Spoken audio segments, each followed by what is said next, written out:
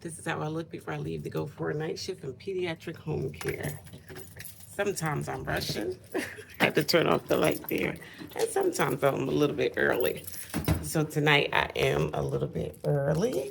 And we are going to try to just lock my door here. One thing about nurses, you have to act like an octopus because you always have a lot of bags and everything. All right, and we are gonna mosey on down here and go to my car. I always check my scenery when I get outside. That's the first thing I do is like I scan the area. See? Scan the area, look for anything that might look unsafe or whatever, and then I try to hurry up and focus on getting on my car. Sometimes I just go from the left side so that way I'm not getting caught off guard trying to put bags into the car. So I'll just start throwing stuff on the seat over there like that, and I'll just get on into the car. Safety is first. Definitely first. And then I start the car and I start to drive. Night shift can be challenging for nurses. Number one, because your circadian rhythm is off. It takes me about 2 weeks to get used to it. I have not done it in a while. I started out early career on night shift in the hospital med-surg telemetry, but I chose to take a night shift case simply because I run a business in the daytime. I run a legal nurse consulting business, and right now I am waiting to be cleared for a correctional position, which aligns with my business, because most attorneys struggle to get nurses in psychiatric and corrections, which just happens to be two of my niches. So I figured while I'm waiting for clearance, go ahead and take an overnight case.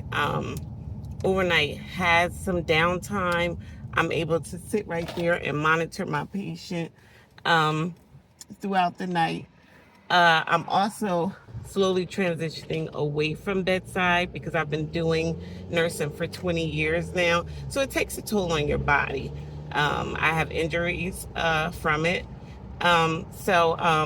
While I'm sitting right there at the bedside in the home monitoring my patient, I can, do some business notes and things like that. So anyway, you guys, wish me well. Let me go do my shift, and I will talk to you 8 hours from now in the morning. Bye-bye. Okay, so silly me, I rushed out of the house and I forgot my energy drink. Although I don't drink energy drinks that much, I always bring one with me in case I get sleepy. You never want to fall asleep while you're taking care of a patient. I am not that type of nurse. Safety is first, so I'm just going to make a quick stop en route to my case. Wish me well. And that is another reason why I try to leave early. And I am actually 7 minutes early tonight. See you soon. Okay, so I was able to get in and out of the Wawa in time to still be on time to work. Like, I never, ever, ever stop on the way to work, just because it's not safe. And I heard a gruesome story one time where a nurse was basically abducted by two young boys, and they put her in the trunk, and they pushed her in the river. And she was scratching the trunk to get out. She died. So anyway, you guys, let's continue on. A lot of times when you're driving to a case, and this is a fairly new case, you can be on some back roads. So I just try to not have my windows down. I try to be precautious of where I'm going, pay attention to any street signs. Look at that, that's gorgeous. And we're always taught in policies and procedures to keep like pepper spray on you. Once again, because it's nighttime, So just being aware of my surroundings is very important. Okay, so this is how I look when I get off. I just hopped in the car, but let me get driving because I'm still near my patient's house and I want to preserve HIPAA. So basically, it was a good shift. Usually I look way, way, way more exhausted and just a hot mess, that's when I do like either a hospital or I do like skilled nursing. But I did home care last night.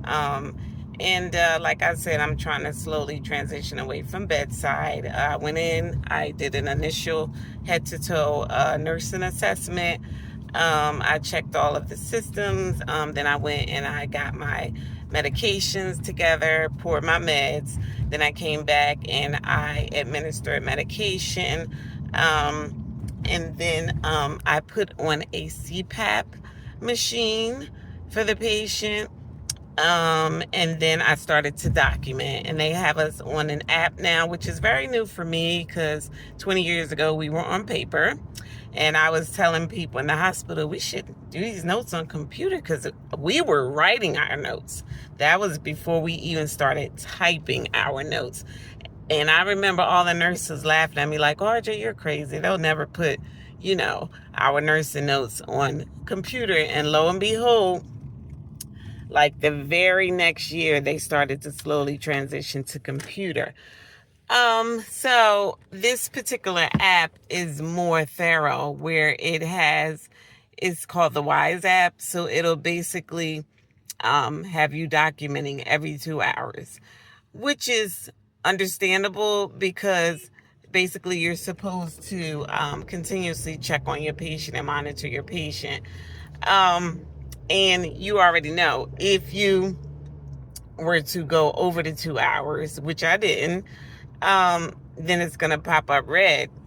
And they have a section where if you miss something or get something incorrect, it'll have you have the option of signing that you deviated from standard of care.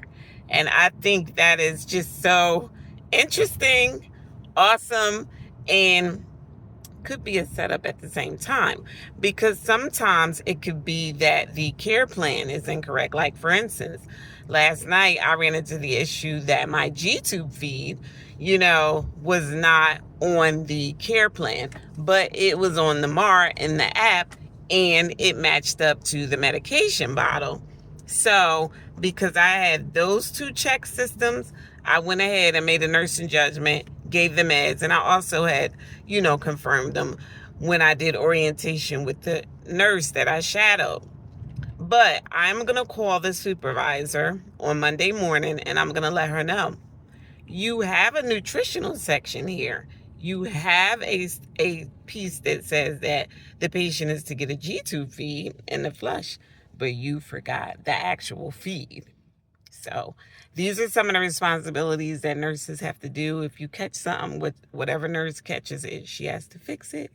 And so this morning is Saturday, so I didn't have to get the person up and get them washed up and get them dressed for school.